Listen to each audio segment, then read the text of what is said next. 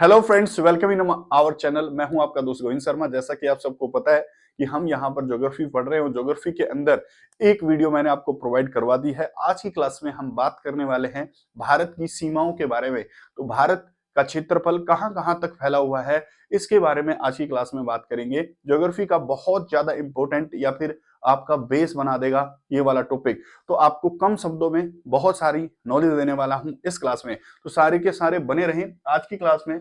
भारत की सीमाएं, सबको पता है कि भारत का क्षेत्रफल या भारत की भूमि भारत के लिए बहुत ज्यादा इंपॉर्टेंट है। और भारत की ये भूमि भारत के संविधान के भाग नंबर 1 में बताई गई है कि भारत का क्षेत्रफल क्या होगा। आर्टिकल संख्या 1, 2, 3, 4 में ऐसा बताया गया है। ज्योग्राफी पॉइंट ऑफ व्यू से आपको यह पता होना चाहिए कि भारत का कौन सा राज्य किस देश के साथ भूमि साझा करता है और भारत का कौन कौन सा पड़ोसी देश भारत के साथ कहां कहां तक विस्तृत रूप से भूमि साझा करता है। तो आप लोग बने रहें मेरे साथ।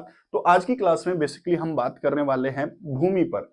तो लगभग भारत पूरे 7 देशों के साथ 22,716 किलोमीटर की भूमि साझा करता है, जिसमें मैंने कल आपको बताया था कि भारत एक प्रायद्वीपीय देश है और ये कुछ बाउंड्री पानी के साथ भी साझा करता है। तो 22,716 में से बेटा लगभग 15,200 किलोमीटर तो भूमि साझा करता है लैंड बाउंड्री, और लगभग लगभग 7516 किलोमीटर समुद्री भूमि साझा करता है भारत अलग अलग देशों से।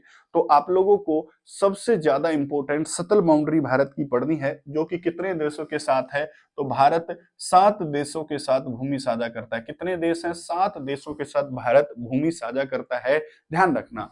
उनमें से सबसे ज्यादा भारत बांग्लादेश के साथ भूमि साझा करता है और सबसे कम अफगानिस्तान के साथ भूमि साझा करता है भारत। उसमें देखो, आपसे क्वेश्चन पूछ लेता है सही, मतलब ज्यादा भूमि साझा करने के मामले में सबसे बड़ा देश भारत के साथ है बांग्लादेश, सबसे छोटा देश भारत के साथ है अफगानिस्तान। और क्या आपसे यह भी पूछ सकता है क्या भूमि यानी कि सीमाओं के बढ़ते या घटते क्रम में लगाएं देशों को? तो आप लगा सकते हैं। उसके लिए आप एक ट्रिक याद कर सकते हैं, बचपन में एमबीए। क्या याद कर सकते हैं? बचपन में एमबीए वाली एक ट्रिक आपको हमेशा हमेशा याद होनी चाहिए। बेफोर सबसे बड़ा राज्य जो भूमि साझा करता है बांग्लादेश, ध्यान रखेंगे। Yes sir. दूसरे नंबर पर आपका चाइना है यानी कि चीन है। तीसरे नंबर पर आपका पी फॉर पाकिस्तान है और ने फॉर आपका नेपाल है। मैं से आपका म्यांमार बनेगा। कौन सा? म्यांमार देश भारत के साथ। उसके बाद आपका भूटान देश बनेगा, भूटान। और लास्ट वाला तो सबको पता है क्या, अफगानिस्तान भारत के साथ भूमि साझा करता है, जो कि लगभग 106 किलोमीटर की भूमि भारत साझा करता है अफगानिस्तान के साथ। तो इन देशों का क्रम आप याद रखेंगे। यही क्रम है भूमि की बढ़ते क्रम से घटते क्रम में, यही क्रम है। सबसे ज्यादा भूमि आपका करता है बांग्लादेश के साथ 4,096 किलोमीटर की भूमि साझा करता है भारत। चीन के साथ 3488 किलोमीटर की भूमि साझा करता है भारत। पाकिस्तान के साथ 3323 किलोमीटर की भूमि साझा करता है भारत। और लगभग 1751 किलोमीटर की भूमि नेपाल के साथ साझा करता है भारत। और म्यांमार के साथ लगभग 1643 किलोमीटर की भूमि साझा करता है भारत। और भूटान के साथ 699 किलोमीटर की भूमि साझा करता है। और अफगानिस्तान के साथ 106 किलोमीटर की भूमि साझा करता है भारत। ये आपको हमेशा याद होना चाहिए। ये सारा क्रम आपको हमेशा और हमेशा याद होना चाहिए। आगे चलते हैं। ये तो आपको याद हो जाएगा कि कौन कौन सा देश भारत के किस किस क्रम में भूमि साझा करता है। उसके बाद आपको हमेशा हमेशा याद होना चाहिए, कौन सी चीज याद होना चाहिए कि बेटा कौन सा भारत का राज्य, कौन सा भारत का राज्य बेटा कौन से देश के साथ भूमि साझा करता है, ये भी याद होना चाहिए क्या? यस सर, याद होना चाहिए। ये तो बहुत जरूरी है। तो पहला देख लेते हैं बेटा, सबसे ज्यादा बांग्लादेश के साथ कौन कौन से राज्य भारत के भूमि साझा करते हैं। देखो बांग्लादेश यहाँ है क्या, यहाँ देखेंगे, यहाँ है बांग्लादेश, ये रहा बांग्लादेश। तो बांग्लादेश के साथ कौन कौन से, देखो पहले नंबर पर क्या पश्चिम बंगाल करेगा क्या? यस सर, पश्चिम बंगाल, बंगाल, पश्चिम बंगाल, बंगाल। तो पहला बंगाल, पश्चिम बंगाल। दूसरा क्या असम करेगा क्या? Yes sir. तीसरा मेघालय, मेघालय भी आपका बांग्लादेश के साथ भूमि साझा करता है। कौन सा देश? मेघालय भी भूमि साझा करता है। उसके बाद दो और हैं बेटा चौथे नंबर पर, तीसरे नंबर पर त्रिपुरा, 5वें नंबर पर आपका मिजोरम। ये 5 राज्य भारत के भूमि साझा करते हैं किसके साथ? बांग्लादेश के साथ भूमि साझा करते हैं। ये आपको ध्यान रखना है। उनमें से पश्चिम बंगाल है, असम है, मेघालय है, त्रिपुरा है और मिजोरम है। 5 राज्य भूमि साझा करते हैं। उसके बाद देखो यहाँ पर लद्दाख है क्या? यस सर, लद्दाख है। और लद्दाख क्या अफगानिस्तान के साथ भूमि साझा करता है क्या? बिल्कुल, लद्दाख अफगानिस्तान के साथ भूमि साझा करता है। हमेशा हमेशा याद होना चाहिए। उसके बाद देखो यहाँ पर पाकिस्तान है। अगर आप देखेंगे तो यहाँ पर पाकिस्तान है और पाकिस्तान के साथ भारत के कौन कौन से राज्य भूमि साझा करते हैं? पहला, लद्दाख जो एक केंद्र शासित प्रदेश है, जम्मू कश्मीर जो एक केंद्र शासित प्रदेश है, 2। तीसरे नंबर पर यहाँ आपका जम्मू कश्मीर हो गया, यहाँ आपका क्या हो गया? यहाँ आपका पंजाब हो गया इस तरफ, पंजाब के बाद राजस्थान, राजस्थान के बाद गुजरात हो गया। तो एक आपका राजस्थान हो गया, एक आपका गुजरात हो गया और एक आपका क्या हो गया? पंजाब। ये भी आपके पाकिस्तान के साथ भूमि साझा करते हैं। इसको आपको ध्यान रखना है, पेपर के लिए बहुत बहुत बहुत ज्यादा इंपॉर्टेंट यहाँ पर रहने वाला है। उसके देखो साथ म्यांमार, म्यांमार के साथ कौन कौन सी भूमि साझा होती है भारत की? पहला, अरुणाचल प्रदेश। कौन सा है? अरुणाचल प्रदेश भूमि साझा करता है म्यांमार के साथ। पहले नंबर पर याद रखना है म्यांमार के साथ आपका अरुणाचल प्रदेश। उसके बाद यहां देखेंगे नागालैंड। कौन सा है? नागालैंड। उसके बाद देखेंगे मणिपुर। क्या मणिपुर साझा करता है क्या? यस सर, मणिपुर साझा करता है म्यांमार के साथ। चौथे नंबर पर आप याद रखेंगे यहाँ पर मिजोरम। कौन सा याद रखेंगे? मिजोरम आपको याद रखना है। म्यांमार देश यहाँ है, देखो यहाँ है ना म्यांमार देश, और म्यांमार देश यहाँ है तो आपका अरुणाचल प्रदेश, नागालैंड, मणिपुर यही आपके साझा करते हैं आपके मिजोरम के साथ साथ म्यांमार के साथ भूमि साझा करते हैं ये देश। तो अपने बांग्लादेश के साथ याद रखने हैं, म्यांमार के साथ याद रखने, पाकिस्तान के साथ याद रखने, अफगानिस्तान के साथ भी देश आपको याद रखने पेपर पॉइंट ऑफ व्यू से। उसके बाद भूटान के साथ कौन कौन भूमि साझा करता है बताना जल्दी से। भूटान के साथ, भूटान के साथ देखो सर सिक्किम करता है, सिक्किम भूमि साझा करता है भूटान के साथ, सिक्किम। दूसरे नंबर पर भूटान के साथ आपका सिक्किम करता है, एक पश्चिम बंगाल दार्जिलिंग वाला इलाका।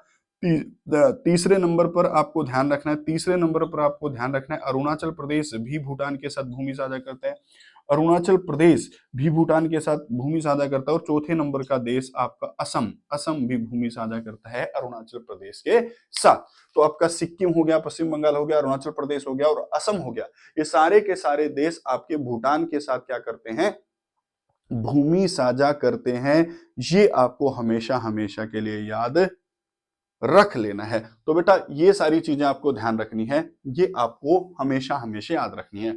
उसके बाद सुनो मेरी बात कि भारत एक प्रायद्वीपीय देश है, 3 तरफ से पानी से घिरा हुआ है, मैं बता चुका आपको। और 3 तरफ से अगर पानी से घिरा हुआ है तो इसके 9 राज्य तट पर आते हैं। सबसे बड़ी तट रेखा वाला राज्य आपका गुजरात है और सबसे कम तट रेखा वाला राज्य आपका क्या है? गोवा है। उसके साथ अगर कोई क्वेश्चन अगर आपसे पूछ ले कि भारत सर तट पर आता है, ये कुछ राज्य तट पर आते हैं, तो समुद्र का कितनी बाउंड्री भारत, समुद्री कितने अंदर तक जा सकता है भारत, कितना हिस्सा है भारत का, समुद्र के पानी पर कितना अधिकार है भारत का, अगर ये क्वेश्चन पूछ ले तो उस का जवाब आपका होगा कि एक यूनाइटेड नेशन ने एक लॉ बना रखा है जिस लॉ का नाम है एनक्लोज लॉ। एनक्लोज लॉ की फुल फॉर्म यहां पर अगर आप देखेंगे United Nation convention law of sea. इसके तहत कोई भी देश अपनी बेस लाइन से, देखो बेस लाइन क्या होती है, जैसे भारत का ये वाला हिस्सा मैंने छापा तो यहां ऐसी बाउंड्री होगी ना, ऐसी उबड़ खाबड़ बाउंड्री होगी, ऐसे स्ट्रेट लाइन में बाउंड्री तो नहीं होगी। तो हम एक बेस लाइन मान लेते हैं, ऐसे बेस लाइन सीधी रेखा मान लेते हैं और इस सीधी रेखा से 12 नॉटिकल माइल तक भारत के पूर्ण अधिकार हैं। लिख लो बेशक, एनक्लोज लॉ के तहत भारत के पूर्ण अधिकार हैं 12 नॉटिकल माइल्स तक। उसके बाद 24 नॉटिकल माइल्स तक भारत के वित्तीय अधिकार हैं और 200 नॉटिकल माइल्स तक भारत अनुसंधान रिसर्च कर सकता है समुद्री संसाधनों पर। तो एक तो आपको याद रखना है 12 नॉटिकल माइल को हम टेरेस्ट्रियल बाउंड्री कहते हैं। उसके बाद 24 नॉटिकल माइल तक कॉन्टिजियस जोन होती है और उसके बाद 200 नॉटिकल माइल तक अनुसंधान रिसर्च कर सकता है और इसी को ईईजेड वाला क्षेत्र कहते हैं समुद्री इलाकों में। ध्यान रख लोगे क्या? यस सर, ध्यान रखने योग्य बातें हैं, हम ध्यान रख लेंगे, कोई बात नहीं है, ध्यान रख लेंगे। तो आज के टॉपिक में बेसिकली मैंने आपको बताया। उसके बाद 9 राज्य जो भारत के, देखो एक तो भारत का पूर्वी तट है, इस तरफ वाला तट पूर्वी तट, इस तरफ वाला तट क्या है, पश्चिमी तट या पश्चिमी घाट भी इसको कहते हैं। आपके पूर्वी घाट पर कौन कौन से राज्य हैं, एक तो गुजरात हो गया, गुजरात के बाद महाराष्ट्र हो गया, महाराष्ट्र के बाद गोवा हो गया, गोवा के बाद आपका कर्नाटक हो गया, और कर्नाटक के बाद आपका क्या हो गया, आपका केरल हो गया। ये राज्य आपके पूर्वी घाट पर, सॉरी पश्चिमी घाट बोलेंगे ना, इसको इसको बोलेंगे हम पश्चिमी घाट। इस तरफ वाले को हम पश्चिमी घाट बोलेंगे और उस तरफ वाले को हम क्या बोलेंगे, उस तरफ वाले को हम पूर्वी घाट बोलेंगे। पश्चिमी घाट पर ये चीजें पड़ती हैं। और यहाँ पूर्वी घाट पर देखेंगे तो आपका पश्चिम बंगाल हो गया यहाँ पर, उसके बाद उड़ीसा हो गया यहाँ पर, उड़ीसा, उड़ीसा के बाद आपका आंध्र प्रदेश हो गया, और आंध्र प्रदेश के बाद यहाँ पर क्या हो गया, आपका तमिलनाडु हो गया। याद रखने योग्य बातें हैं, याद रख लोगे इन चीजों को, अगर आप ध्यान रख लोगे तो आपके पेपर में इस टॉपिक से कोई भी क्वेश्चन गलत नहीं होगा। तो आज की क्लास में बेसिकली मैंने आपको बता दिया है कि कौन कौन सा भारत का राज्य जो है कौन कौन सी जगह पर जाकर मिल जाता है, ये आपको ध्यान रखना है। अगली क्लास में बेसिकली मैं बात करने वाला हूं आप लोगों के साथ भारत की समय रेखा के बारे में। तो भारत की समय रेखा कहां से क्यों निर्धारित की गई है, इसके बारे में चर्चा अगली क्लास में करने वाले हैं। तो आई होप आपको ये चैनल समझ में आ रहा है, ये वीडियो आपको समझ में आई होगी। नमस्कार, जय हिंद, जय भारत।